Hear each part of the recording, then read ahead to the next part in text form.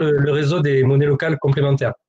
Alors, ce processus de découpage et puis le fait que je réfléchisse à ça, c'était pas un exercice tellement facile. Hein. J'ai pas bossé dans la data dans les années 50 pour le découpage des régions, ni pour celle des nouvelles régions. Hein. Je pense qu'ils ont pas énormément bossé pour le nouveau découpage.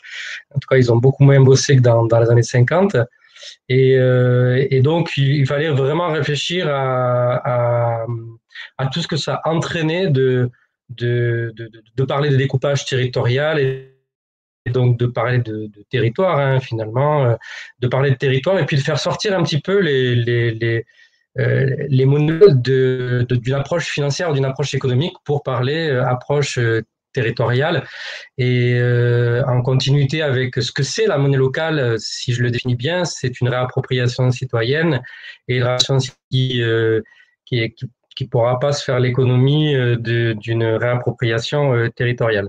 Et donc, réappropriation territoriale, le territoire, c'est un mot qui est utilisé par aujourd'hui différentes disciplines. Hein. L'économie l'utilise, bien que pendant longtemps, l'économie a été une discipline hors sol qui ne tenait pas compte des particularités du territoire, des règles du territoire, de la morphologie, de la présence des habitants, la présence de l'habitat, etc. Et donc, voilà. Et là, quand on parle de territoire, forcément, ça fait intervenir la géographie, puisque c'est la géographie qui a été la première à le définir, et puis parce que c'est un objet d'étude très important en géographie. Donc voilà. Alors sur le découpage territorial, je sens déjà, mais là si j'avais eu effectivement, si on avait eu effectivement une interaction, donc peut-être que ma vanne va tomber à l'eau, mais je sentais déjà d'ici à la fin de la présentation qu'il y en ait un qui nous fasse un parallèle avec le découpage régional du Crédit Agricole, parce que moi ça me faisait un petit peu penser à ça, mais très brièvement, hein, sans faire de parallèle en tant que monnaie locale, et puis procéder à un découpage régional. Alors, voilà, donc parler de découpage territorial, effectivement, c'est se poser la question en amont, qu'est-ce que représente le réseau des monnaies locales, quelle est sa fonction, quel est son objectif et pourquoi est-ce qu'il veut découper. Ce qu'on va essayer de réfléchir au cours de cette séance, c'est la pertinence d'un découpage. Pourquoi est-ce qu'on fait un découpage? Est-ce qu'il y en a vraiment besoin? Je jette déjà un pavé dans la mare hein, en me disant, bon, peut-être qu'au bout du processus, on va arriver à se dire qu'on n'a pas besoin de faire un découpage territorial des monnaies. Peut-être que ce que fait déjà le réseau national est déjà très bien et puis et qu'au niveau de la base, elle profite déjà de ce qui se passe au niveau national. Alors, aussi, ce que je suis en train de dire, peut-être tout à fait remis en question. J'ai une vision assez très ouverte de démarche de réflexion et d'action. Ce que je dis là maintenant, effectivement, vient de mes propres recherches, vient aussi de la discipline géographique, mais peut aussi être remise en question parce que ce qui compte, c'est le côté réalité du terrain et pourquoi on fait les choses. Donc, ce qui compte à la fin de cette démarche, c'est que tout ça prenne du sens. Donc pour revenir, parce que c'est ce qu'on va utiliser pendant la présentation, pour revenir à la démarche géographique, donc et sur le territoire en géographie, il n'a pas de définition qui soit vraiment standard, bien qu'il y ait quand même quelques consensus, mais un territoire, c'est un objet, une portion de l'espace qui va formaliser une appropriation par un pouvoir, donc qui va soit avoir des limites fixes et donc des limites administratives ou des frontières, ou soit des limites floues et qui vont correspondre au rayonnement ou aux zones d'influence de tel ou tel objet du territoire. Donc ça peut être une entreprise, ça peut être une administration, ça peut être une ville qui va rayonner. Et donc, dans ces cas-là, qui va avoir une limite floue. Alors, la démarche géographique, on se concentre sur on a une maîtrise à minima, il y a besoin d'avoir une maîtrise à minima, une connaissance du support physique, qui est l'espace au travers de laquelle on formule une intention. Le territoire, quand on le décrit au niveau géographique, exprime une portion de l'espace sur lequel s'exprime justement un pouvoir.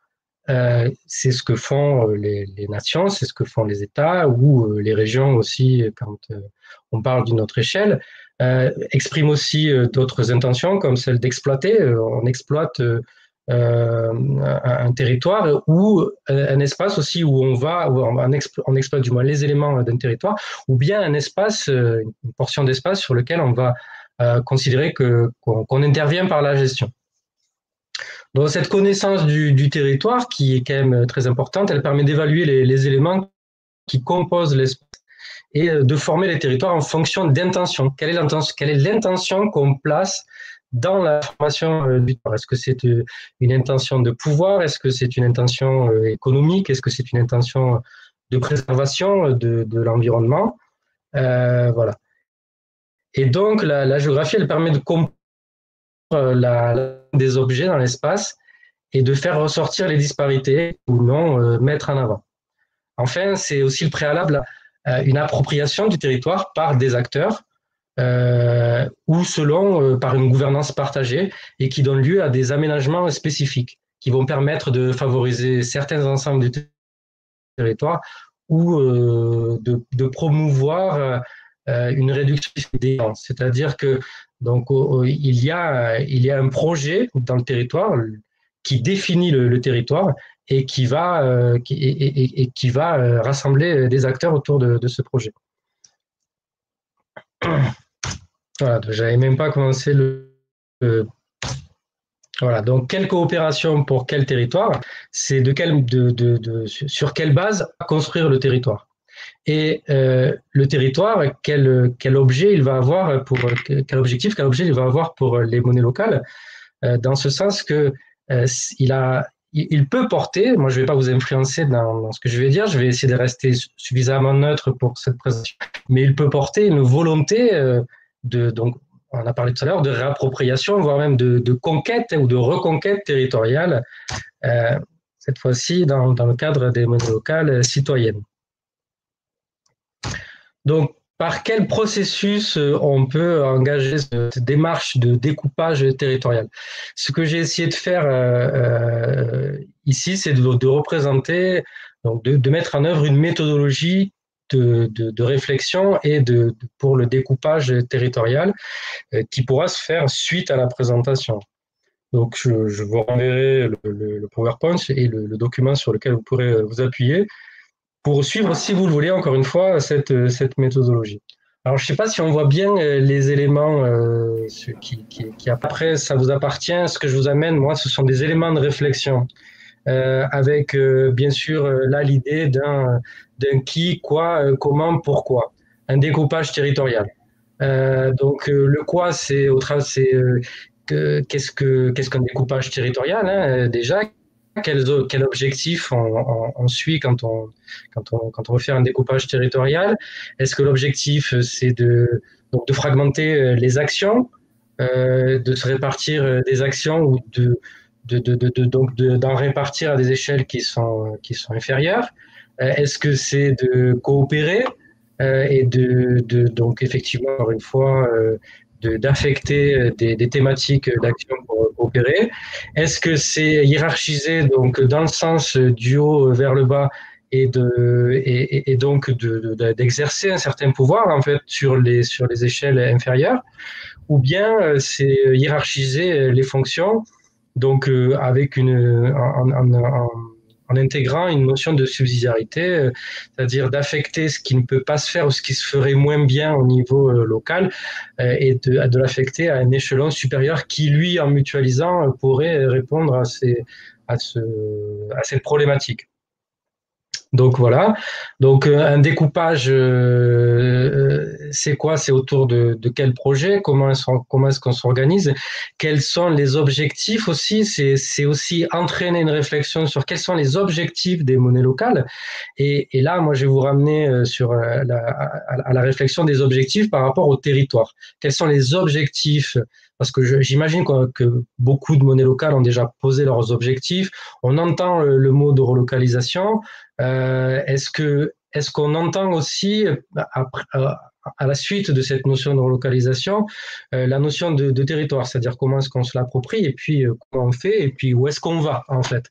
Et puis les valeurs, et les valeurs sur lesquelles on pourra fonder un partage, une coopération, et ensuite des actions qu'on pourra aussi répartir.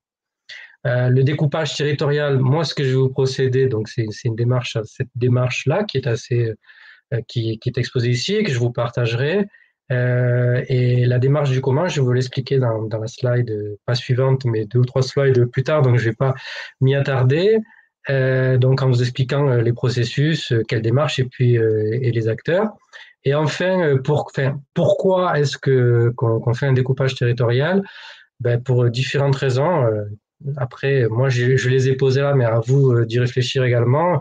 Une question de proximité, plus pour réagir par rapport à des spécificités locales, des questions d'optimisation. Est-ce qu'on trouve dans une réduction d'échelle, est-ce qu'on trouve des avantages qu'on ne peut pas faire au niveau national?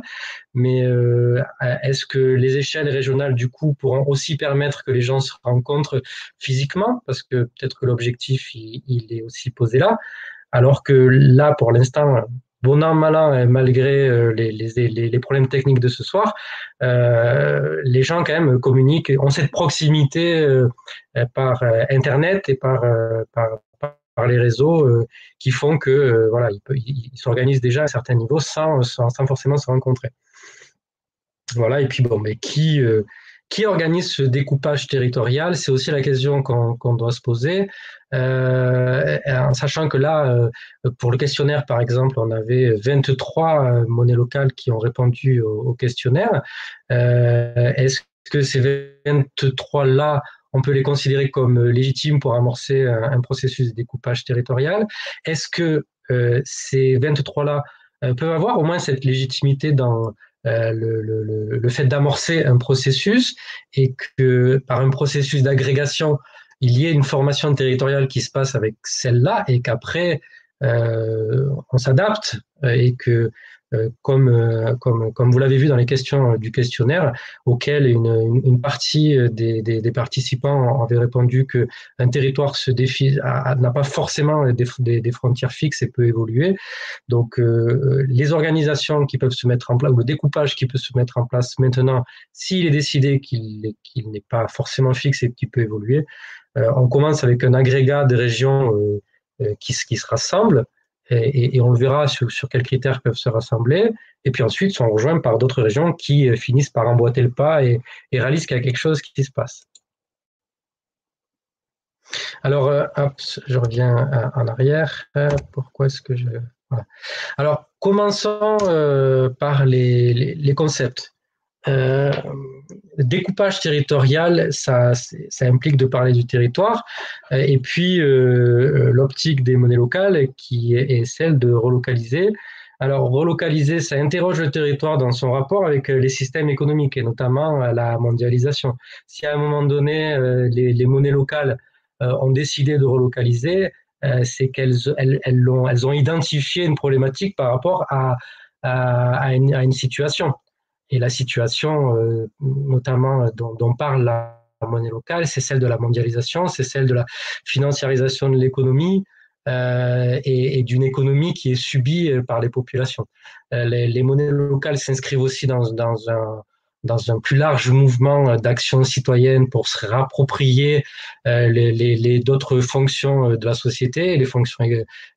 Alors la monnaie locale parle de fonctions monétaires, après d'autres parlent d'autosuffisance alimentaire, de démocratie de proximité, donc de démocratie participative.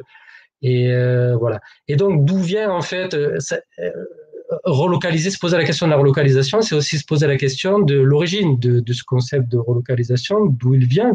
Est-ce que ça peut donner des réponses sur l'origine aussi, sur l'origine, on va dire, des fondements des monnaies locales actuelles. Donc, est-ce que le concept de relocalisation vient de la permaculture, de la décroissance? En tout cas, la notion de relocalisation, ça appelle directement la géographie à y répondre. parce que on parle de territoire, parce que on parle de proximité, on va parler de, de représentation des sociétés ou des acteurs qui vont vouloir agir dans les domaines de réappropriation, de représentation du territoire et de représentation de ce que le territoire peut représenter, de ce qu'on peut faire avec. Alors, en ce qui concerne les monnaies locales, à l'époque industrielle, hein, le premier exemple, c'est la première expérience qui a eu lieu, c'est celle de Wörgl en Autriche, donc je suppose que beaucoup le savent déjà. Alors, cette expérience elle est tout à fait géniale dans sa démarche de s'extraire des mécanismes économiques pour concevoir son propre modèle, qui est fondé uniquement sur la circulation monétaire. Alors, par contre, comme c'est une démarche monétaire et économique, et donc une partie de l'économie, comme je vous l'ai dit tout à l'heure, a eu beaucoup de mal pendant longtemps à intégrer le facteur espace.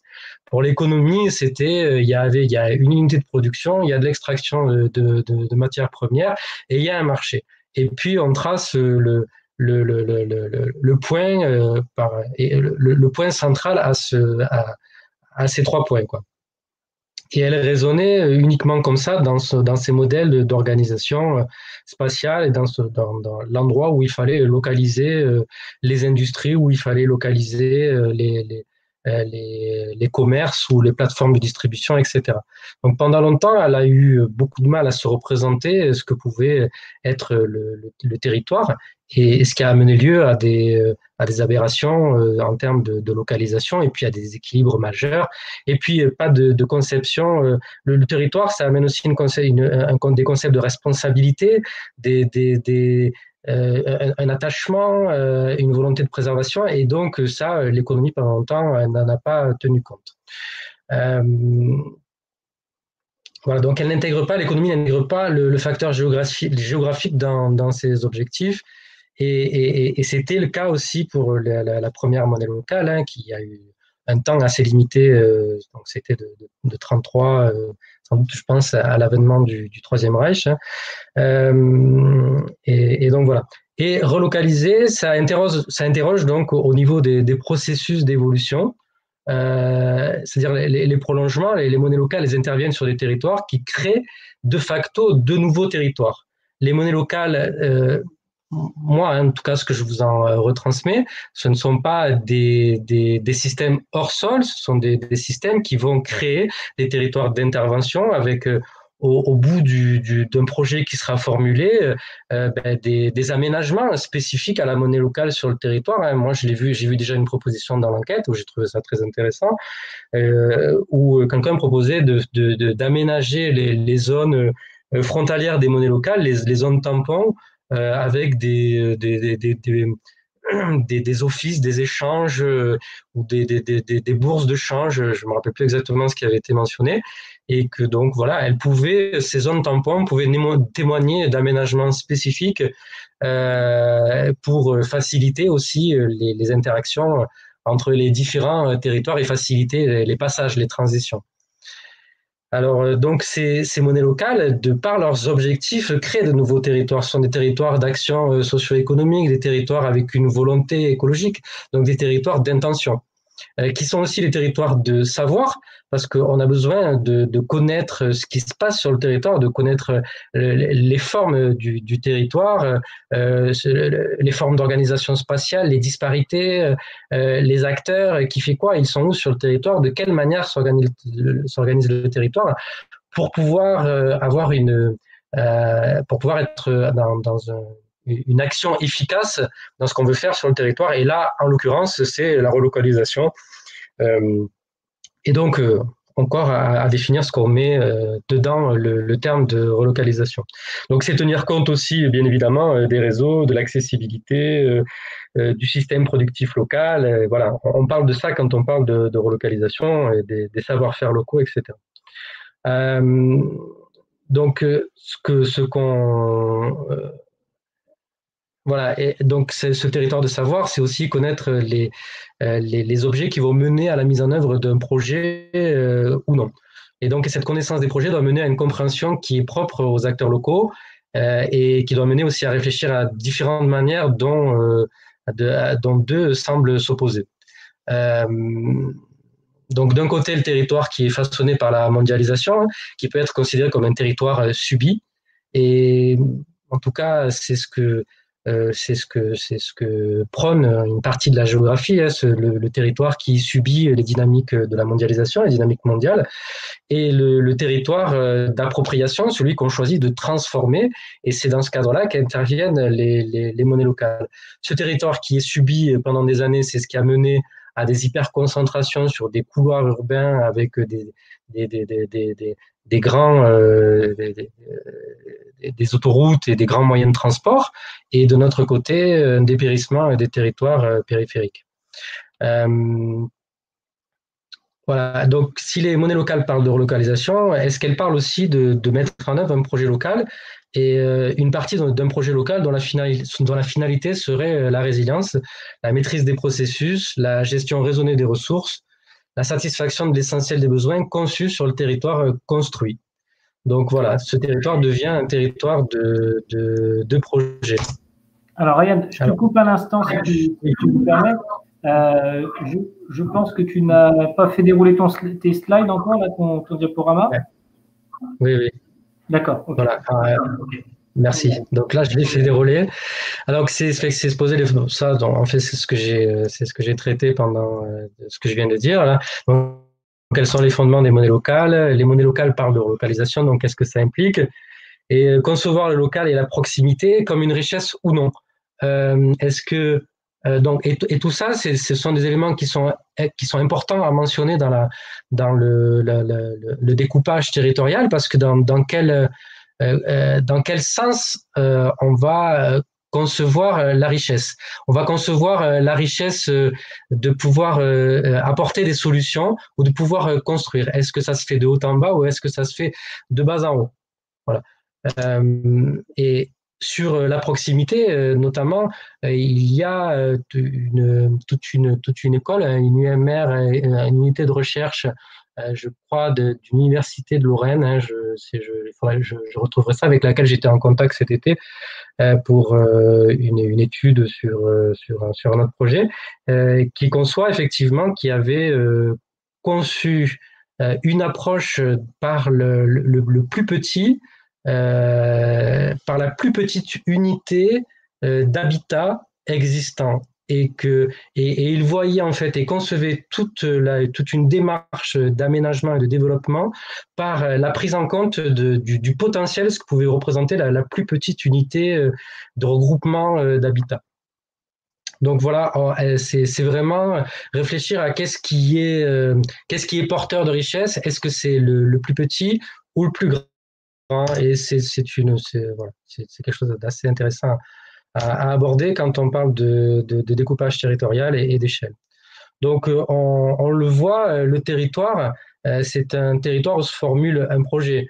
Bien que c'est une notion qui soit difficile à appréhender, et même pour les géographes, hein, il n'y a pas de définition fixe de ce qu'est le territoire. Le territoire est à minima un espace, une portion d'espace où va s'exprimer un projet, et un projet qui est porté donc par différents types d'acteurs, et là, en l'occurrence, des citoyens. Donc le territoire nécessite une certaine connaissance, et puis le territoire avec son échelle, comme on se base là pour les monnaies locales, quand l'échelle elle est locale, permet de poser les questions de responsabilité, de maîtrise et de résilience. À savoir à partir de quelle échelle on arrive à avoir une certaine, à maintenir une certaine responsabilité, par un attachement, par la proximité physique. Est-ce qu'on voit, est-ce qu'il y a à côté de soi, on en est plus respectueux, et puis quand on dépasse une certaine échelle, ça devient déjà plus difficile à gérer, et on le voit que si on devait apprécier à l'échelle mondiale la capacité qu'ont les nations à gérer la transition écologique et le défi qu'on doit mettre en œuvre sur 10, 20 ans maximum, et ce que peuvent faire en termes de réactionnel les sociétés locales, on voit bien que, à mon avis, les sociétés locales sont plus porteuses de capacités de résolution que les territoires nationaux.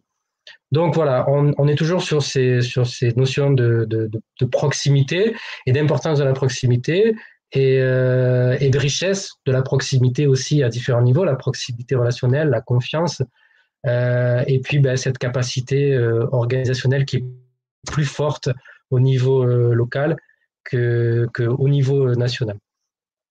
Et puis, effectivement aussi, le territoire devient une reconquête ou une conquête citoyenne dans lequel il est important de décloisonner les pratiques et les limites conventionnelles pour pas reproduire ce qui était figé en termes de limites, ce qui est figé d'ailleurs en termes de limites toujours, c'est-à-dire les limites administratives des régions, des départements et celles des communautés de communes, hein, même si elles ont balayé un petit peu tout l'ancien système local d'organisation administrative et politique locale. Voilà. Alors, pourquoi découper le territoire national? Est-ce que c'est la question qui est posée en gros, parce que qu'est-ce qui a mené les monnaies locales à découper à vouloir découper le territoire, si effectivement la décision est prise au bout du processus? Est-ce que c'est une question de difficulté de travailler à cette échelle-là? Est-ce qu'il y a trop de gens aujourd'hui, donc les gens sont trop nombreux, les acteurs sont trop nombreux au niveau national pour pouvoir gérer ou pouvoir mettre en place différents outils ou différentes méthodologies? Est-ce qu'il y a donc des avantages aux regroupements régionaux qui font que les monnaies locales peuvent se réunir et changer un petit peu de point de réunion et du coup se voir plus souvent?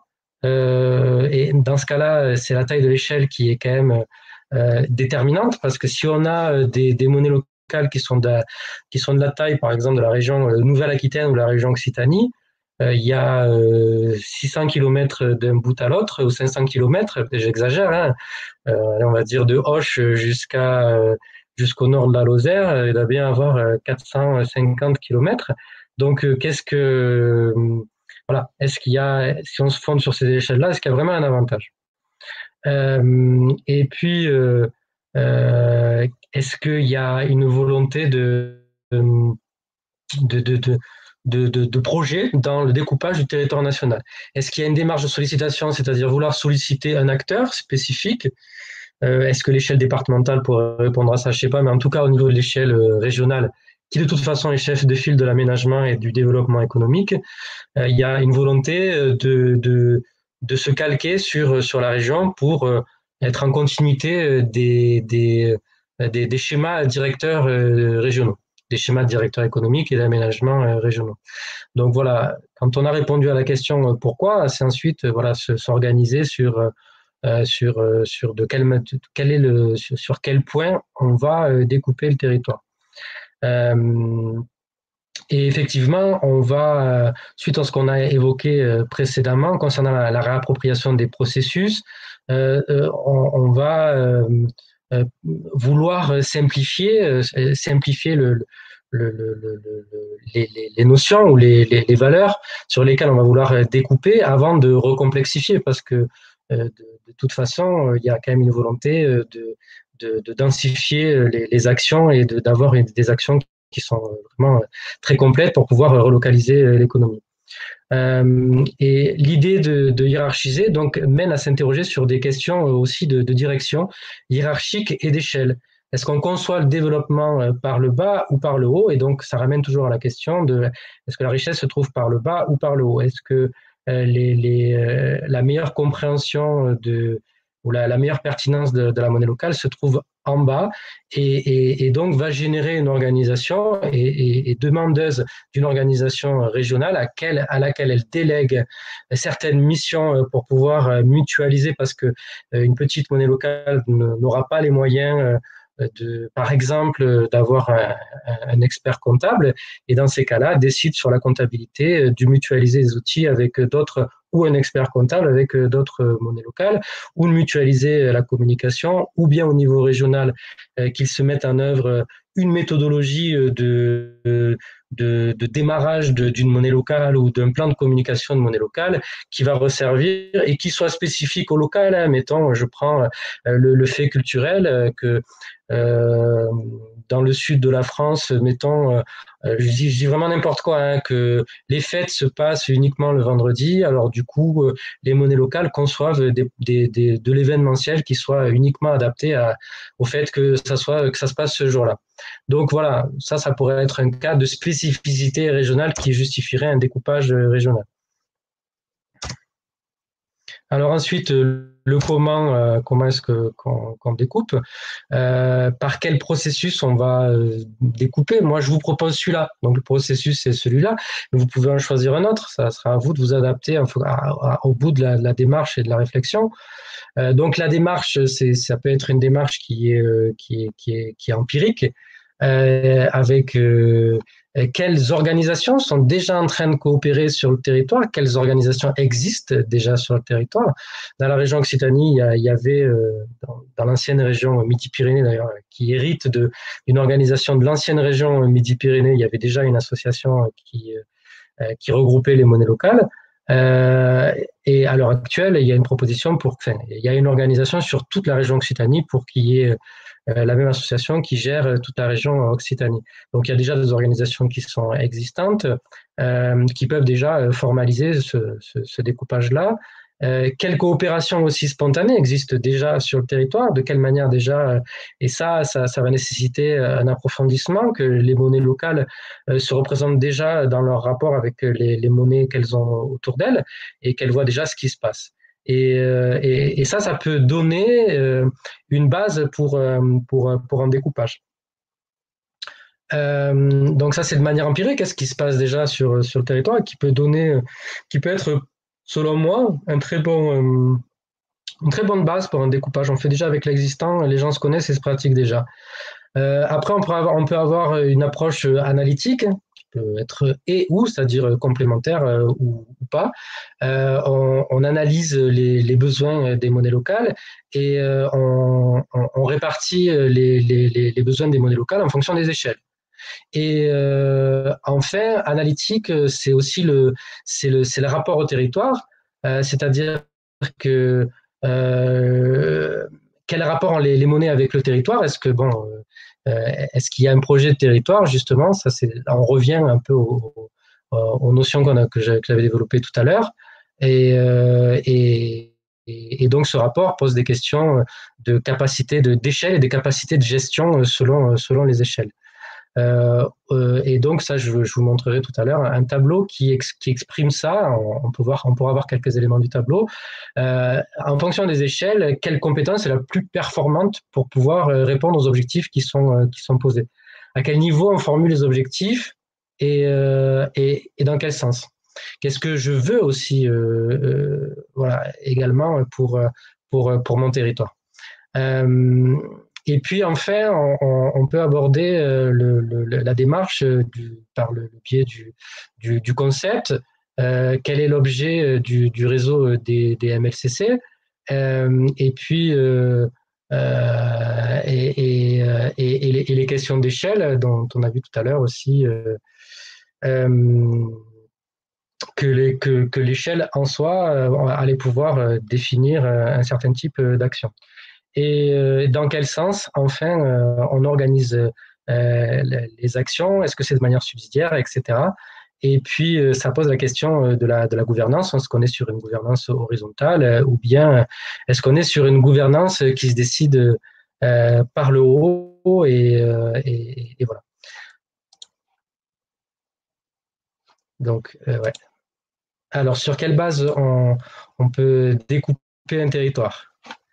On a donc, vous retrouvez ici les différentes propositions qui avaient été envoyées dans le questionnaire.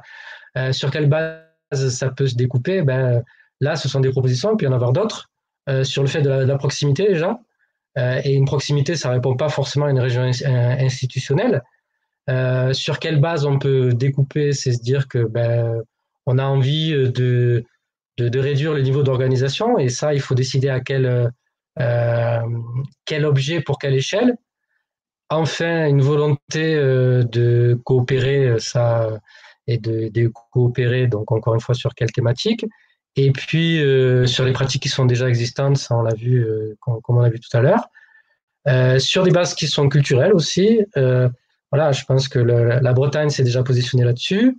Culturel et historique. Voilà, je pense qu'il y a des gens qui se positionnent tout à fait sur cette question-là. Mais ce qui n'empêche pas qu'on intègre en tout cas un certain facteur culturel et historique, à la fois pour le découpage des monnaies locales, mais aussi pour le découpage régional éventuel.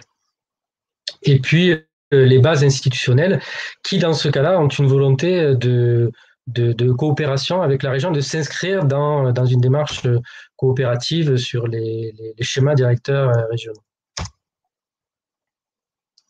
Alors, justement, là, ici, c'est un exemple de travail sur les échelles qui pourrait donner lieu à une mutualisation et qui peut se répartir selon les niveaux, selon ce qu'on estime être le niveau le plus compétent pour faire ça. Donc, alors, là, je suppose qu'on voit très mal les différents éléments. Donc, en fait, dans les différentes colonnes, vous avez les échelles de territoire. Vous avez 20 km pour les petits territoires, 60 km pour les territoires conventionnels de monnaie locale, grosso modo, et 100 km pour une échelle multidépartementale et 200 300 km pour un territoire, ouais, alors là c'est même un peu plus en réalité, 300-400 km pour un territoire régional. Et donc, en vous posant la question, donc ça vous sera envoyé, le tableau vous sera envoyé par mail. En posant la question, quels sont pour vous les domaines prioritaires de la gestion du développement et du développement des monnaies locales qui peuvent être mis en commun? Et donc, si on prend, par exemple, dans le tableau, une des thématiques, mettons, le fonds de développement, mettre en place un fonds de développement commun. Ça peut être une des propositions. Hein. Donc, ce sont en monnaie locale à déterminer quel est l'objet qui sera le plus pertinent. Quels seront les objets à placer dans le tableau. Donc, un fonds de développement commun, à quel niveau ça pourrait se placer? Est-ce que ça serait au niveau d'un territoire régional, au niveau d'un territoire ou au niveau national, parce que ça n'a pas été placé là dans l'échelle, au niveau national, au niveau d'un territoire régional, au niveau d'un territoire de quelques départements, du département, grosso modo, ou du territoire conventionnel de la monnaie locale, ou bien encore un territoire infra-local, celui... voilà, donc bon, dans ces cas-là, je sais pas si on peut faire un exercice sur ça, s'il y en a qui voudraient intervenir, mais là, vu qu'on n'est pas en interaction avec les participants, ça risque de ne pas être très évident. Alors tout à l'heure, je leur proposais, Ryan, de pouvoir tout simplement utiliser ces tableaux dans un second temps. En fait, je les diffuserai sur la page du site du Galet, de manière à ce que chacun puisse se l'approprier et s'en servir notamment lors des prochaines rencontres, puisqu'on aura un atelier sur les régions, et pouvoir donc raisonner déjà à partir de ce tableau qui, à mon avis, est assez intéressant pour positionner les bonnes échelles de travail sur les différentes thématiques que tu souhaites. Voilà. Alors après, il y a les thématiques qui sont exposées ici. C'est à vous de formuler aussi vos propres thématiques ou de les rajouter ou d'en enlever en fonction de vos besoins. Et puis, je vous renverrai un autre tableau avec des échelles qui sont différentes parce que j'avais refait un tableau. Je ne sais pas pourquoi je vous ai remis celui-là. Sur l'échelle multidépartement, c'était plutôt 200 km et le territoire régional qui tournait autour de 300-400 km. C'est parti. Live streaming is on. Ok. Alors, donc voilà, sur la thématique que j'ai évoquée, par exemple, le fonds de développement commun qui peut servir au démarrage d'une monnaie, qui peut servir à aider pour un besoin de communication en événementiel, pour l'impression de billets, enfin voilà, il peut y avoir différents objets. Quelle est l'échelle qui pourrait le mieux réaliser ça?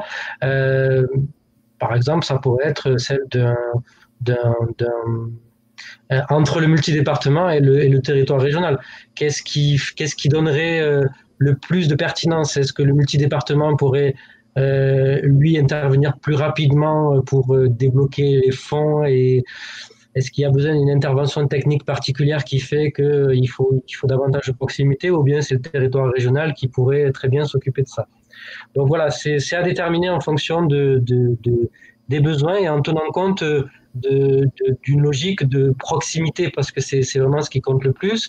La proximité des réseaux, vous l'avez déjà, c'est par Internet, même si c'est pas très parfait, mais c'est ce qui rentre en compte là dans un découpage pertinent, c'est la proximité physique qui peut amener à pouvoir intervenir rapidement, se rencontrer rapidement. Voilà. Alors, je passe à une autre partie pour affiner un peu sur le projet, sur le territoire et sur l'organisation territoriale, et affiner sur le projet de relocalisation. Affiner le projet de relocalisation, c'est mieux préparer les bases communes d'une coopération régionale et nationale en interrogeant son rapport au territoire et les modèles d'intervention, d'occupation de l'espace qui vont aller au-delà de la simple circulation des monnaies locales. Puisque le concept en tout cas, si le concept de relocalisation est posé et assumé. Territoire et le projet, donc le territoire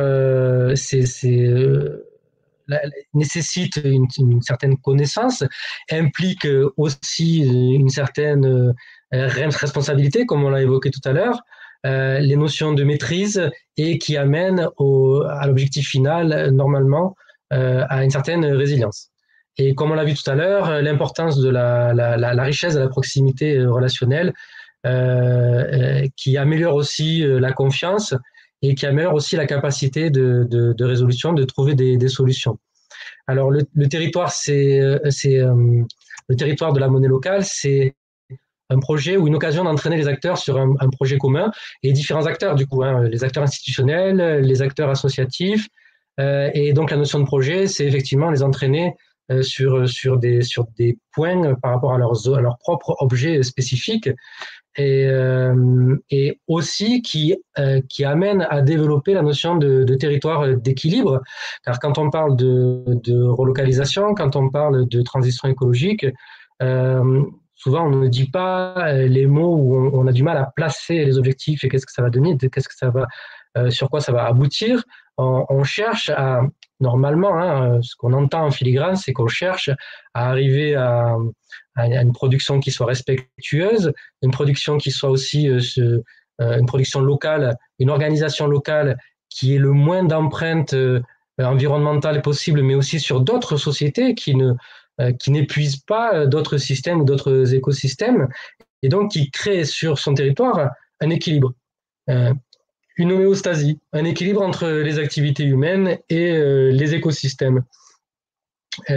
Et puis aussi l'équilibre entre des territoires parce qu'on a aujourd'hui plusieurs types de territoires qui coexistent. On a les écosystèmes qui sont les territoires naturels et qui existent dans l'état du mieux qu'ils peuvent par rapport à nos systèmes à nous.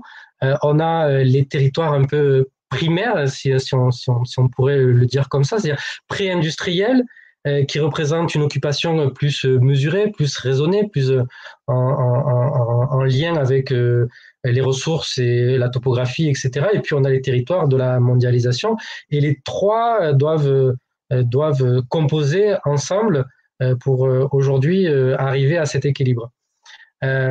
Et donc la notion de projet de territoire, elle doit tenir compte de ça. Elle doit aussi engager une réflexion sur les compétences de la monnaie locale pour restaurer les fonctions productives locales, mettre en œuvre un système productif local, et qui vont demander à ce que les monnaies locales acquièrent et construisent des compétences, ou accompagnent à la construction de compétences qui vont être spécifiques à la relocalisation, à la transition écologique, etc. Et donc ça peut se faire bien évidemment avec des partenaires locaux. On va pas charger la barque forcément des monnaies locales, mais ça peut s'intégrer dans une dynamique partagée justement de projets avec les acteurs.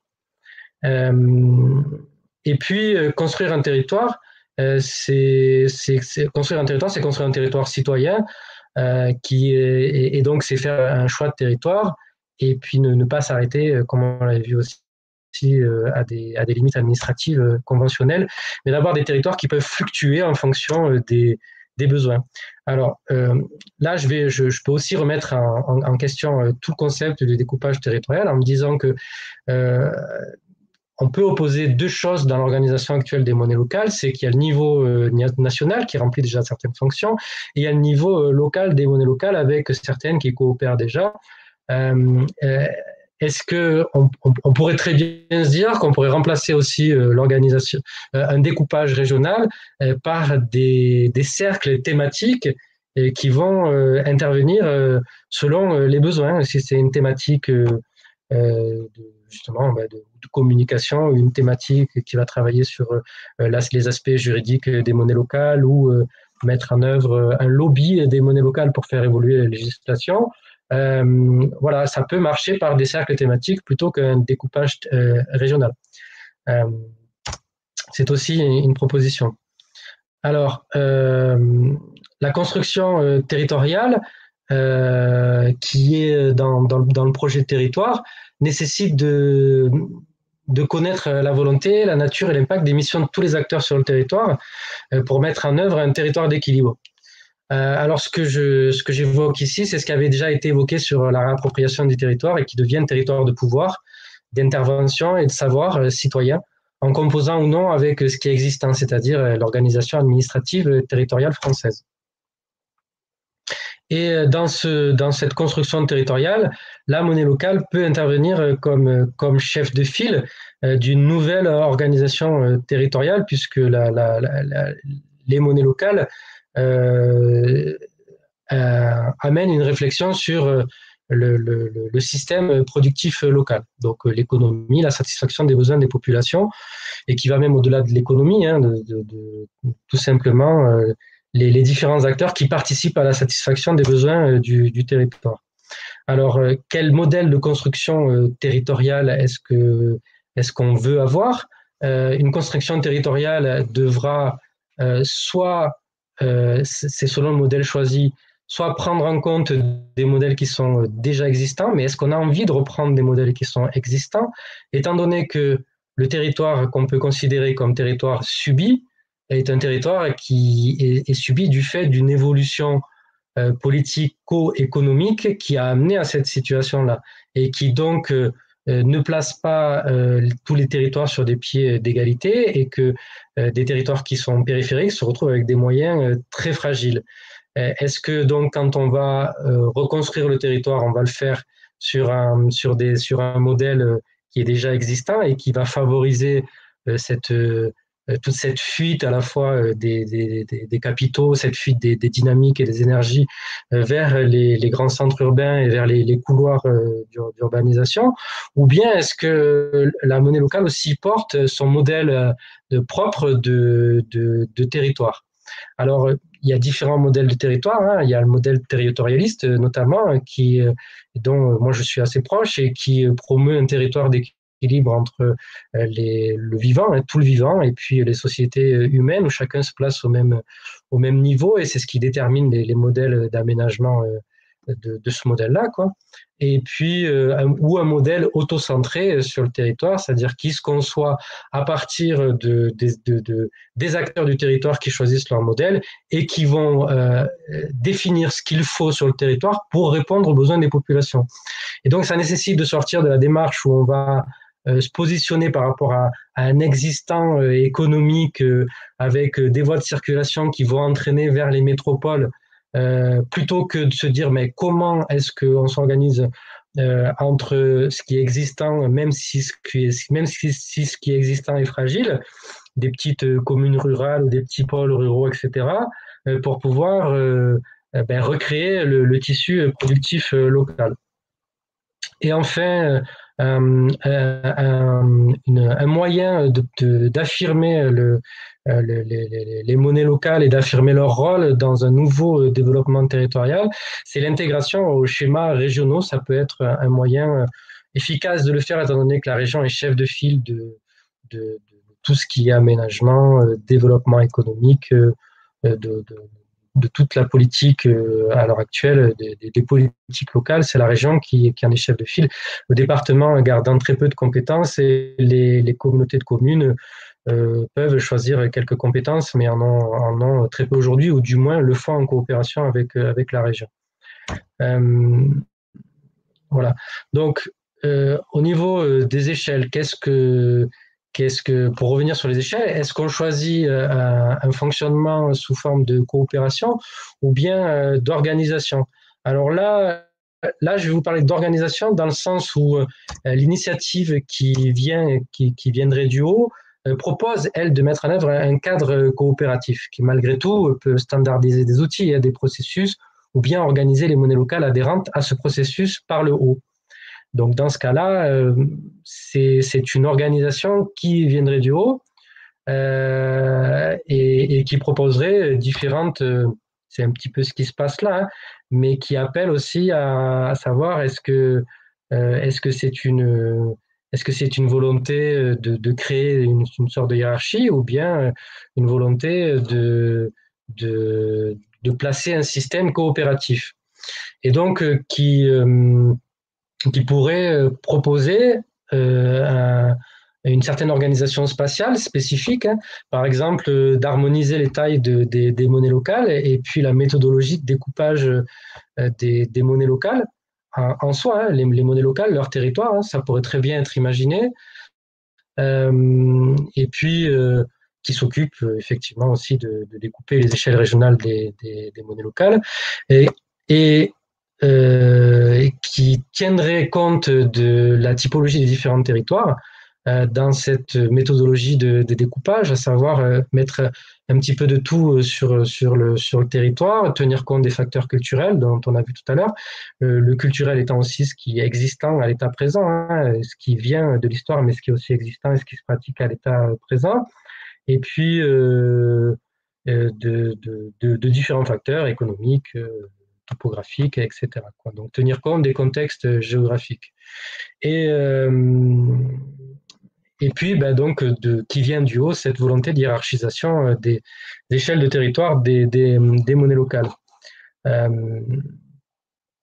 Voilà. Et puis, dans ce découpage au niveau national qui prépare quelque part les territoires économiques locaux qui sont en devenir, comment est-ce qu'on place le rapport des monnaies du réseau des MLCC avec les monnaies sol?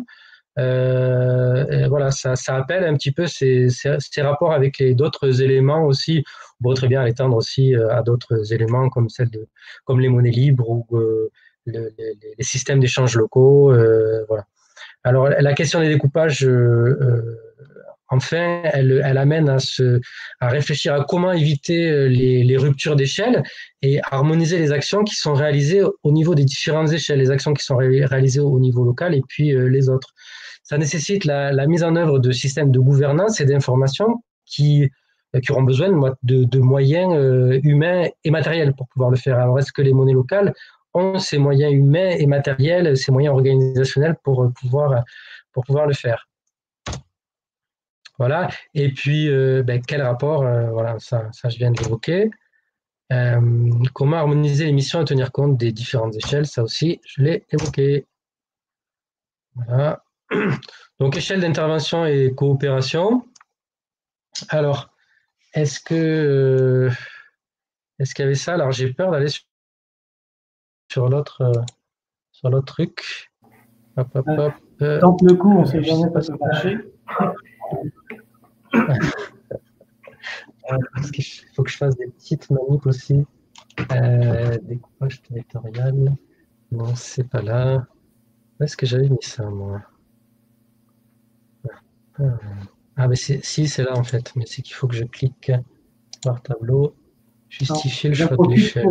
Pour glisser une notion que tu n'as pas évoquée, mais qui est aussi que l'échelle des découpages territoriaux que l'on connaît à ce jour dépendent beaucoup aussi de nos capacités de motricité et que ce que l'on voit aujourd'hui dessiné par Hollande en tant qu'échelle de région acceptable, qui correspondrait presque à des landers européens, puisque c'est un peu la volonté aussi d'arriver à un découpage quasi fédéral de l'Europe.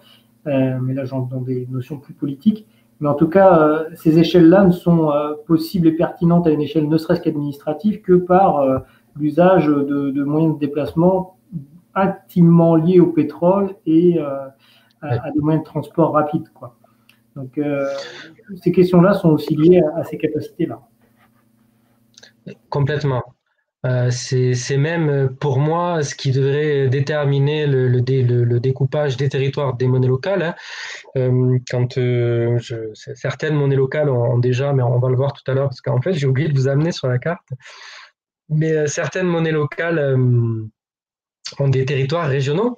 C'est la PIV, je crois, qui est sur tout le territoire du Franche-Comté, de la Franche-Comté, de l'ancienne Franche-Comté, donc du coup, qui devra intégrer à un moment donné cette problématique des déplacements. Mais si un territoire qui est d'une échelle, un territoire de monnaie locale qui est d'une échelle régionale doit s'organiser après plus localement, ça peut se résoudre. Là, le cas dans lequel on intervient, c'est celui d'un découpage régional, tant qu'on a encore les moyens de se déplacer et de manière plus respectueuse par train, à la limite, tant qu'on a encore les moyens de se déplacer pour se rencontrer, et tant qu'on peut le faire encore facilement. Quoi qu'en ce moment, ça reste sujet à précaution. Donc voilà. Effectivement, pour moi, en tout cas, c'est le débat surtout pour le découpage des limites des monnaies locales en soi, qui devrait se concevoir sur à deux niveaux, et c'est ce qu'on avait fait avec la monnaie locale Sevenol, hein, c'est des niveaux de petits pays sur lesquels on a un diamètre d'environ 20 km et dans lequel les gens font 80% réalisent 80% de leurs besoins, et au-delà de ce territoire-là, un territoire de 60-80 km dans lequel ils trouvent d'autres satisfactions de besoins, la diversité des paysages ou la diversité des acteurs économiques vont faire qu'ils vont trouver d'autres types de besoins et satisfaire les 20% restants. Ça peut se réfléchir comme ça. Et je pense, juste voilà. pour apporter un dernier prolongement, mais après je te laisse reprendre le fil, que dans ce réflexe mondialiste et de mondialisation où en fait on a abattu toute frontière et toute échelle en réduisant toutes les distances, on peut être de l'autre côté de la planète en moins de 24 heures aujourd'hui. Bon, je pense qu'on a eu ce réflexe peut-être aussi au travers des monnaies locales de vouloir recréer une dimension, un espace commun qui nous soit commun, qui nous soit identifié, quelque chose de sécurisant aussi, de proximité, sans tomber dans le réflexe forcément identitaire au sens où ça pourrait déraper vers des notions un peu extrêmes. L'idée était quand même, je pense aussi au travers des monnaies locales, de donner à percevoir des échelles où les gens vivent ensemble. Bien sûr. Ben, voilà, je pense que là, j'ai quand même évoqué pas mal tout ça au travers de la proximité tout à l'heure, hein, ces questions de confiance, proximité réactionnelle, et puis le fait de pouvoir, ouais, la proximité économique et sociale fait qu'on a plus facilement confiance dans la production locale et qu'on peut rapidement aller voir ce qui se passe s'il y a quelque chose qu'on peut ramener, un objet qu'on peut ramener qui a été produit localement, ou bien si on a certaines exigences environnementales, se dire aller voir directement le producteur pour s'assurer qu'il respecte les choix de production qu'on fait. Et puis on réduit aussi la distance entre la production et la consommation, donc entre le besoin, entre l'expression du besoin et la production. Donc on peut avoir à part une organisation locale, une production qui répond plus à nos besoins, et puis et qui est pas sur du jetable, qui va aussi pouvoir réparer, qui va remettre dans un circuit par le biais des recycleries, etc. Donc voilà. Alors moi là où je voulais en venir, donc c'est un autre exercice qui là peut vous amener à vous positionner si vous décidez de travailler avec la région, qui est plus un exercice sur les valeurs, qui peut servir aussi à voir et à voir avec certaines monnaies locales sur quelles valeurs, avec quelle monnaie locale on peut se rassembler parce qu'on partagerait des valeurs communes. Donc là, moi, j'ai du mal à voir en zoom les différents intitulés.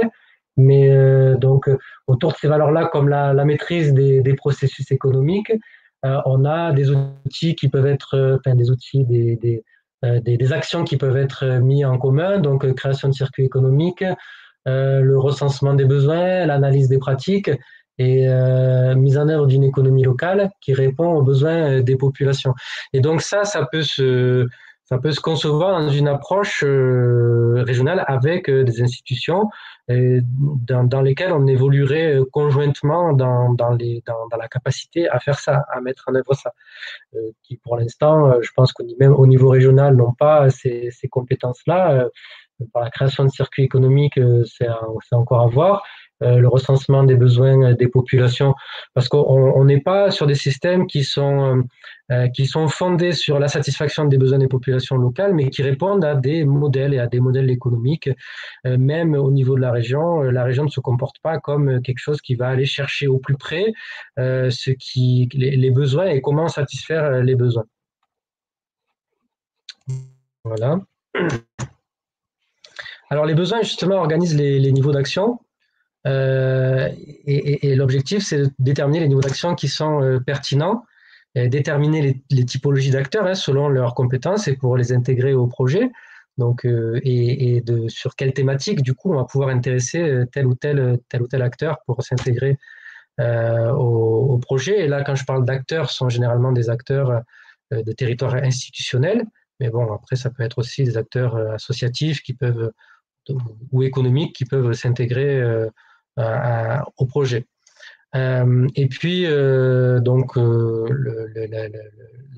l'organisation des monnaies locales selon les besoins appelle aussi à la montée en puissance du pouvoir citoyen dans la gouvernance régionale et le fait de pouvoir avoir cette volonté de proposer quelque chose pour coopérer avec la région symbolise cette montée en puissance du pouvoir citoyen au travers des monnaies locales, qui pourraient se faire, bien sûr, au travers d'autres types d'actions citoyennes.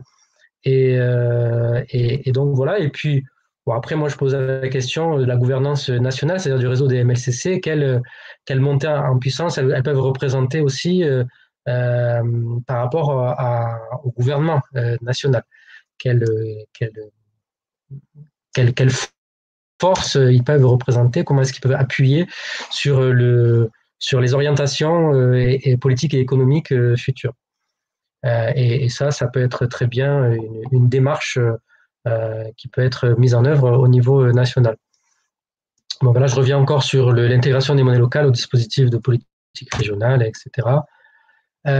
Et puis, construire les compétences en matière d'organisation économique locale. Je pense que ça va être un des objectifs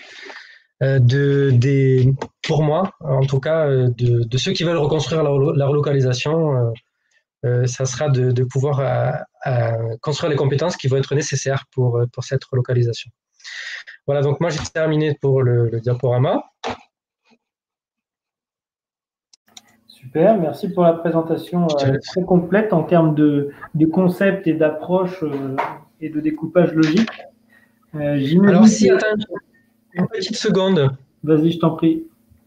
Je voudrais revenir sur la carte. Voilà, donc ta carte arrive, impeccable. Ok, cool. Donc cette carte-là, je voulais qu'on puisse la voir ensemble pour voir déjà l'organisation, les formes que prennent déjà les monnaies locales. Je suppose que beaucoup d'entre vous ont dû consulter cette carte. Petite anecdote intéressante, c'est le fait que le Luxembourg soit là sur un découpage national. Mais pourquoi pas, soyons fous. Donc on voit déjà que dans... alors toutes les monnaies locales, j'ai vu ça avec toi tout à l'heure, toutes les monnaies locales ne sont pas représentées ici, et puis il n'y a pas les monnaies sols sur la carte, je suppose. Si, puisqu'il y a sol direct. Si, oui, d'accord. Donc toutes les monnaies locales... Sur les 82 monnaies, il y en a à peu près 61 de représentées. Voilà. Donc, au travers d'une carte comme ça, on peut très bien se dire que les monnaies qui sont déjà proches sont des monnaies avec il y a déjà cette proximité, elles sont existantes, elles sont là, donc on peut organiser le découpage en fonction de la proximité géographique. Et comme j'en ai parlé tout à l'heure, c'est aussi le fait que sans doute ces monnaies qui sont proches géographiquement coopèrent déjà, on organise déjà des choses ensemble. Et alors, le questionnaire d'enquête montrait qu'il y avait déjà des monnaies qui s'organisaient évidemment ensemble à l'heure actuelle, mais elles sont par exemple que 25%, je crois, à s'organiser de manière très régulière, c'est-à-dire au moins mensuelle. Je crois que c'est aux alentours de 70 ou 80% des monnaies locales qui ont déjà eu des contacts entre elles, qui soit au démarrage pour connaître, savoir ce que faisaient les monnaies locales d'à côté qui existaient déjà, soit pour coopérer sur un objet précis, mutualiser un objet précis. Et donc voilà, c'est en fonction des besoins. Les monnaies locales peuvent se regrouper en fonction des valeurs, c'est-à-dire que le tableau tel que vous allez le remplir va servir à déterminer aussi les valeurs communes. Le questionnaire d'enquête va aussi servir à déterminer des valeurs qui vont pouvoir rassembler des monnaies locales. Si vous voulez, ce critère-là rentre en compte dans un découpage. Si vous réalisez que la monnaie locale partage vos valeurs sur un découpage historique, culturel, que déjà coopère avec vous sur certains aspects, vous allez plutôt privilégier telle monnaie plutôt qu'une autre sur laquelle vous partagez aucune valeur commune, qui n'a pas de volonté de s'intégrer dans une démarche historique ou culturelle. Et voilà. Alors après, si on se trouve face à des isolats, des monnaies qui vont être isolées, ça va nécessiter une autre démarche. Je pense que logiquement, pour pas laisser une monnaie seule, on va essayer quand même de l'intégrer dans ce cas de plus près, mais on n'est pas forcément obligé de se calquer, c'est ça que je veux dire, à un découpage régional. Quand on prend le cas des monnaies pyrénéennes, on a 6 monnaies là qui sont déjà sur ce territoire-là, qui correspondent à 2 territoires administratifs, la région Occitanie et la Nouvelle-Aquitaine, qui peuvent très bien se rassembler déjà et qui peut-être coopèrent déjà, alors que effectivement en Occitanie il y a déjà une association de monnaie locale. Mais cette association, il faut voir quelle existence elle a, quelle pratique elle a, et est-ce que c'est si pertinent de le faire comme ça reste à déterminer. Et puis la petite monnaie ici, le CERS qui se situe entre les deux, elle devra décider vers quel territoire elle penchera le plus justement sur des valeurs culturelles, économiques, ce qui la rapproche de plus des autres territoires. On a un continuum, là, presque un continuum géographique de la Bretagne jusqu'au centre de la France, de la Doum jusqu'aux monnaies bretonnes, qui font que ce territoire est trop grand, à mon avis, mais après, ça restera encore à voir. Que ce territoire est trop grand, donc il va falloir le découper. Et donc, sur quel critère on va découper un tel territoire? Si c'est le critère culturel et historique, bon, ben voilà, on a compris, la Bretagne plus Nantes. Et lui, entre les deux, il va plus se situer où?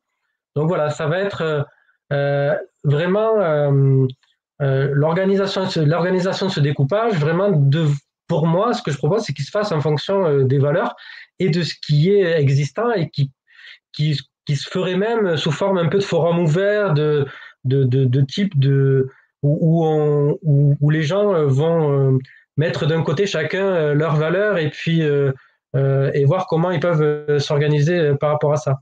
Après, comme je vous dis, on a naturellement des territoires comme celle des Pyrénées ou bien ici de la Normandie jusqu'au Gâtinais et la Cagnole.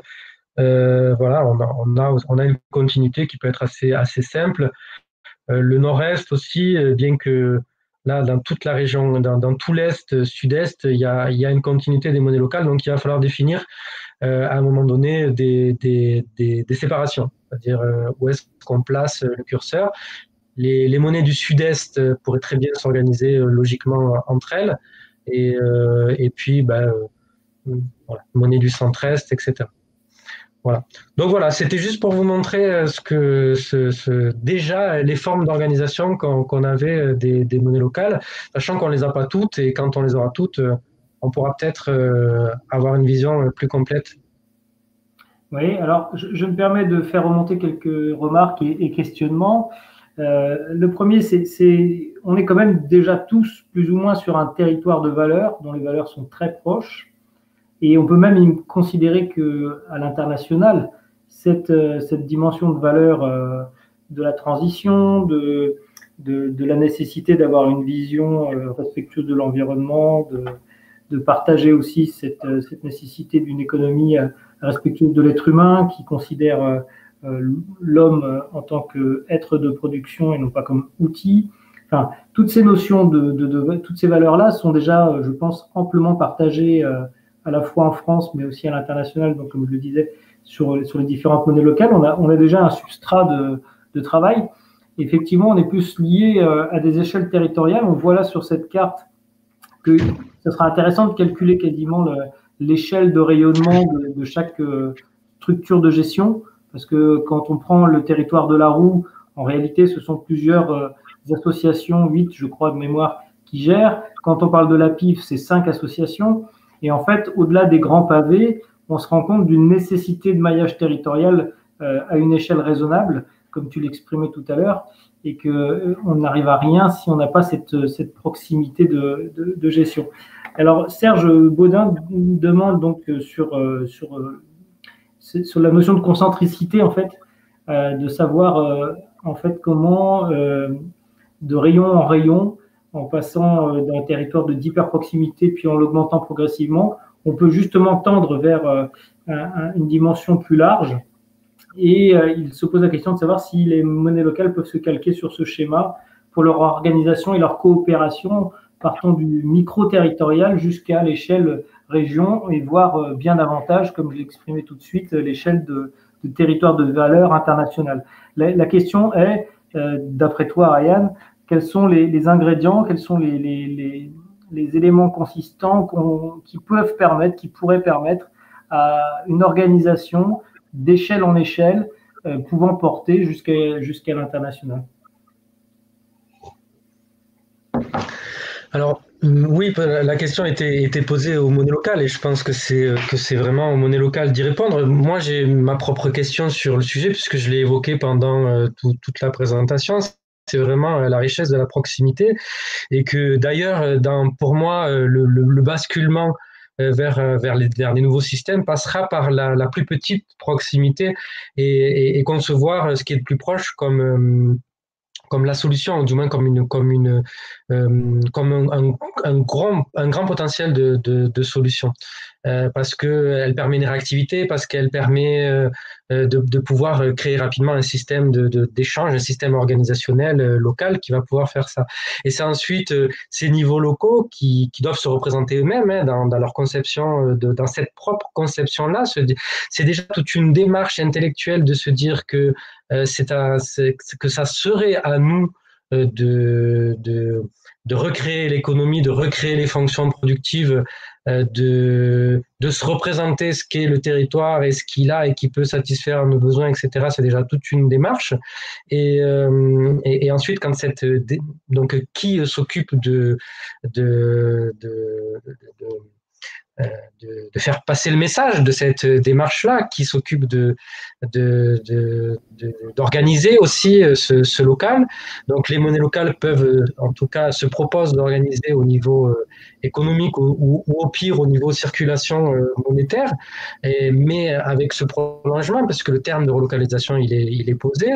Donc les monnaies locales proposent un objectif qui est celui de relocaliser l'économie, dont on doit, à mon avis, encore affiner et définir le contenu. Et après, comme par subsidiarité, confie des missions à d'autres échelles de territoire qui sont soit existantes, soit à construire. C'était un petit peu tout l'objet. C'est soit on se calque sur des institutions qui sont existantes pour des raisons de praticité et des raisons aussi de sollicitation. On va solliciter un acteur, pas seulement pour des raisons financières, mais aussi pour ce qu'il a comme compétences organisationnelles, parce qu'il a des moyens, parce qu'il a des chargés de mission, etc. Et le niveau national, etc.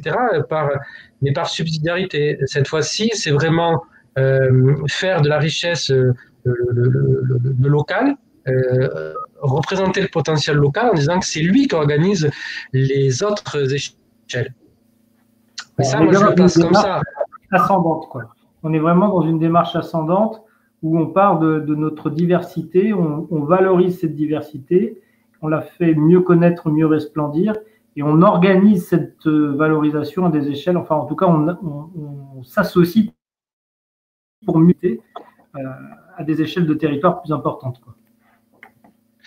Oui, c'est pour ça que le territoire local nécessite d'avoir une certaine connaissance fine, nécessite d'avoir les représentations qu'il soit un territoire de savoir, un territoire où il y a une compréhension, où il y a des mécanismes qui permettent la compréhension du local, les représentations du local, par la statistique, par des études de terrain, par une force de recherche, et que chaque territoire puisse se doter de cette capacité de représentation locale qui va pouvoir remonter ensuite sur les différentes échelles pour pouvoir mutualiser des besoins.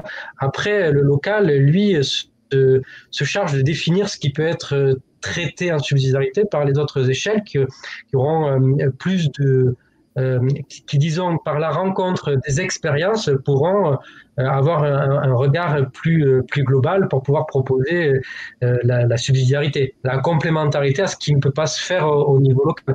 Parce qu'il y a encore des secteurs sur lesquels le local ne pourra pas répondre. C'est tout ce qui est autorité, représentation internationale, pouvoir militaire, dans le contexte actuel, dont on ne pourra pas se faire l'économie de réfléchir. Alors, je me permets aussi de laisser de côté à un moment la représentation qu'on peut avoir de l'espace et d'ouvrir sur la dimension temps. Voilà à peu près 10 ans que les monnaies locales émergent de France, en tout cas en France. Ça fait la veille 2011, hein, elle a commencé à exister en 2010 à peine. On a 10 ans d'existence, on peut dire ça, en tout cas, même s'il y a un passé et une historicité de la démarche à travers le monde.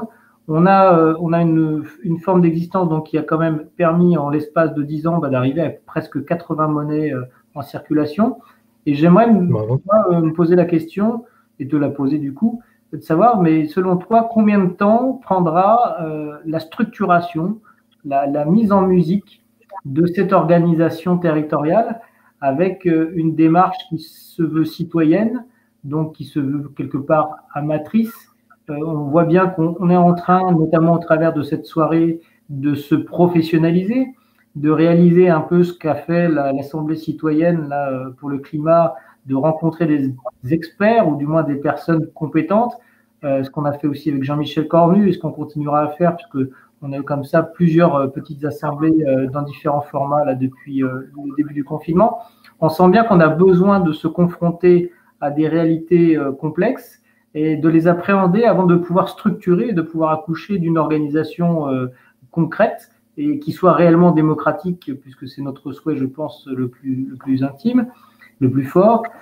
Donc voilà, d'après toi, est-ce que, au vu déjà de la progression assez importante en 10 ans, je ne veux pas dire logarithmique parce qu'on n'y est peut-être pas quand même, mais une progression forte. D'après toi, combien de temps faudra-t-il pour arriver à une échelle d'organisation qui soit fluide à l'échelle nationale de l'ensemble du mouvement des monnaies locales? Alors, c'est une question qui est relativement complexe dans le sens où elle doit appeler à réfléchir à combien de temps en fait il faut pour les monnaies locales pour restaurer le système productif local, c'est-à-dire avoir un impact suffisant pour répondre aux besoins des populations locales immédiatement, qui font que les habitants du territoire de telle ou telle monnaie locale va se dire il faut absolument qui va comprendre rapidement la nécessité de participer à la monnaie locale et de participer tout à la dynamique de prolongement des monnaies locales, être un acteur consommateur ou un acteur producteur dans ce système-là ou un acteur distributeur. C'est quand, à mon avis, l'impact économique sera fort que l'efficacité de l'organisation au niveau national prendra du sens, mais je pourrais aussi dire l'inverse, c'est-à-dire que si au niveau des échelles nationales, là je parle, il y a des outils suffisamment importants qui sont mis en œuvre et qui peuvent servir le local, notamment les méthodologies pour démarrer les monnaies locales, les méthodologies pour les demandes de subventions, pour l'autofinancement, pour mettre en œuvre des actions complémentaires à la monnaie locale, c'est-à-dire restaurer le tissu productif local. Ça peut aussi aller très vite. Donc, c'est à la fois ce que les monnaies locales amènent, ce qu'elles peuvent amener comme solution pratique pour le local, que ces solutions soient élaborées au niveau national, au niveau régional ou au niveau local, la mise en œuvre, comment dire, que leur succès, c'est de ça que va dépendre le succès des monnaies locales. Et effectivement, c'est très intéressant que les monnaies locales puissent intégrer aujourd'hui une démarche professionnelle. Cette démarche professionnelle, si elles arrivent à devenir complémentaires de la région peut aussi apporter à la fois des subventions pour pouvoir prolonger la démarche professionnelle, et puis toute une force d'ingénierie, de connaissances statistiques des territoires et qui vont faire que les monnaies locales vont progresser plus rapidement, parce que je pense que les monnaies locales ont atteint un certain palier dans lequel les actions citoyennes ont eu un certain impact et ont permis d'étendre les monnaies locales à 80 à l'heure actuelle, ce qui est vraiment très important, et que aujourd'hui un autre palier doit être franchi et qui nécessite à se dire, mais qu'est-ce qu'on met dans notre programme, dans notre plan d'action pour aller plus loin, pour faire que la monnaie locale soit généralisée sur le territoire, soit adoptée par la population et ne soit plus que complémentaire, mais soit réellement une solution pour relocaliser l'économie et stopper l'évasion monétaire du territoire. Alors, je reprends un peu ce que disait encore une fois Serge Baudin, hein, c'est qu'effectivement, pour atteindre en fait à une efficience de fonctionnement, à une reconnaissance, ça suppose effectivement que ce que tu disais tout à l'heure, les différentes singularités, les différents outils, ce qui fonctionne bien en hyper local, puissent rapidement être remontés à l'échelle régionale, mutualisés, mis en musique, et éventuellement à l'échelle nationale en parallèle, de manière à ce qu'il y ait une réelle diffusion des bonnes pratiques pour augmenter le rayonnement. Et réciproquement, le rôle du national se dessine assez bien par la mise en musique de cette diffusion, du partage de pratiques, du partage de connaissances, de choses qui peuvent être également incarnées à l'échelle régionale. Mais on voit bien qu'il y a une nécessité de s'organiser pour permettre en fait à la dynamique d'être mieux comprise et d'être mieux perçue, pour être mieux adoptée à l'échelle de la plupart des usagers, de nos usagers et des usagers futurs. Donc on est bien à ce stade en fait où on a depuis le début, je pense, conscience de la nécessité d'arriver à une organisation, à une mutualisation de pratiques. Mais là on atteint un stade où on a une dimension tellement importante, avec un nombre d'acteurs phénoménal, qu'il est nécessaire qu'il y ait une bonne coordination de notre action si on ne veut pas qu'elle se dissipe et qu'elle perde d'intensité, qu'on ne se noie pas justement dans un brassage de vent, et qu'on soit bien sur la co-construction d'un objet commun, d'un territoire de valeur commun, de manière à ce qu'on puisse avoir un rayonnement aussi qui bénéficie de ce que les uns et les autres pourront y apporter. Tout à fait. Je pense que là, il me vient une idée sur la question. Ce que j'ai proposé tout à l'heure, c'est-à-dire une organisation avec le nombre justement de monnaies locales qui existent à l'heure actuelle, je trouve que c'est une masse suffisante pour pouvoir organiser ça en cercle thématique, et qu'après les actions qui soient ou les outils ou les méthodologies qui soient formulées au niveau national soient rapportés au niveau régional, comme des espèces de base arrière de concrétisation ou de proximité avec les différentes monnaies locales pour l'appropriation de ces outils et de ces méthodologies. L'échelle régionale peut aussi servir à ça, c'est-à-dire être un moyen de plus grande proximité pour pouvoir intervenir auprès des monnaies locales. Et de pouvoir mettre en musique des pratiques communes à une échelle comme ça, mutualisée. Mm-hmm. Ok. Écoute, je pense que on a épuisé la plupart des questions. Bon. Je te proposerais bien que on arrête sans trop tarder. Peut-être que tu souhaiterais apporter une petite conclusion à ces échanges et à ta présentation. Je te laisse conclure, Ryan, et en te remerciant vraiment d'avoir pris le temps de préparer soigneusement cette présentation et d'avoir inclus en plus l'apport des différents participants au questionnaire que l'on avait lancé il y a 15 jours. Merci aussi à tous ceux à toutes celles qui ont pris le temps d'y répondre. Et puis, on va se donner rendez-vous donc dans une suite. Je vous enverrai tout ça par mail, bien sûr, sur la liste. Qui va constituer donc à reprendre ton travail. Tu peux nous le présenter peut-être reprendre un petit peu la méthode qui va avec, si tu veux, des tableaux, de manière à ce que chacun puisse s'en emparer dans son territoire et en reparler ensuite. Et puis, j'en profite pour glisser ça maintenant. On va certainement prochainement aborder la question des monnaies locales et de la crise, puisque ça faisait partie des deux grands thèmes qui doivent être abordés aux prochaines rencontres à Pleu-Hermel au mois de mai. C'est à la fois la structuration, la gouvernance, l'organisation des monnaies et en même temps cette question, comment allons-nous faire face efficacement à cette crise dans laquelle on s'engouffre en ce moment. Voilà. Donc Ryan, je te laisse conclure et je te remercie encore une fois pour la qualité de ta présentation. Merci. C'est très gentil. Ouais, j'ai essayé de faire ce que je peux. Moi, ce que j'ai essayé surtout de faire, c'est d'engager une démarche de réflexion avant tout et de proposer quelques outils si ces outils-là vous conviennent et de faire réfléchir de faire réfléchir sur ce que c'est le territoire et comment le territoire peut être un enjeu déterminant pour un nouveau monde, parce qu'on en parle beaucoup. Et du coup, les monnaies locales sont au plus près de pouvoir construire ce nouveau monde. Et c'est là que c'est quand même très intéressant.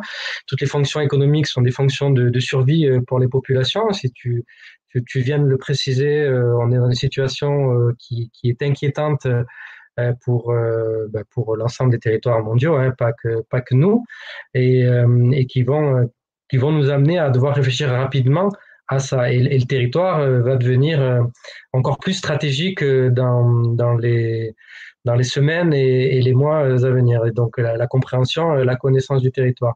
Et après, ce qui concerne les outils et le tableau, je vous le ferai parvenir. Hein. J'avais déjà en tout cas envoyé les deux tableaux avec l'explication qui était accolée au tableau pour que vous puissiez vous en servir. Donc, je te laisserai faire sur cette question-là. Donc voilà, mon rôle se bornait un petit peu à ça. Et puis, c'est vrai que c'était pas évident avec les cafouillages un petit peu techniques au début. J'avoue que ça m'a un petit peu mis dans la confusion. J'espère avoir été suffisamment clair pendant toute la présentation, pas avoir fait non plus trop de redondance dans ce que je disais parce que c'était ce que j'avais un petit peu peur. Et puis voilà, moi je pense que mon opinion vous avez pu la suivre aussi. J'ai essayé de rester plus neutre sur une réflexion globale. Des fois je suis même allé à l'encontre de mon opinion sur la question. Mais mon opinion c'est effectivement celle d'une reconquête territoriale, hein, proche de l'école des territorialistes, de pouvoir investir le territoire et de tirer richesse de la proximité, de la rencontre des individus et faire partager que la clé, pour moi en tout cas, réside dans cette proximité pour pouvoir réagir. Et aujourd'hui, on doit réagir assez rapidement. Donc voilà, c'est aussi important. Merci à tout le monde, en tout cas, de m'avoir aussi écouté. Merci Ryan. Et tout le monde te remercie. Ça fuse sur le chat. Merci à vous d'avoir été présents ce soir. Merci beaucoup. Et elle sera donc cette vidéo disponible en replay, bien sûr. Allez, bonne soirée à vous. Bonne soirée.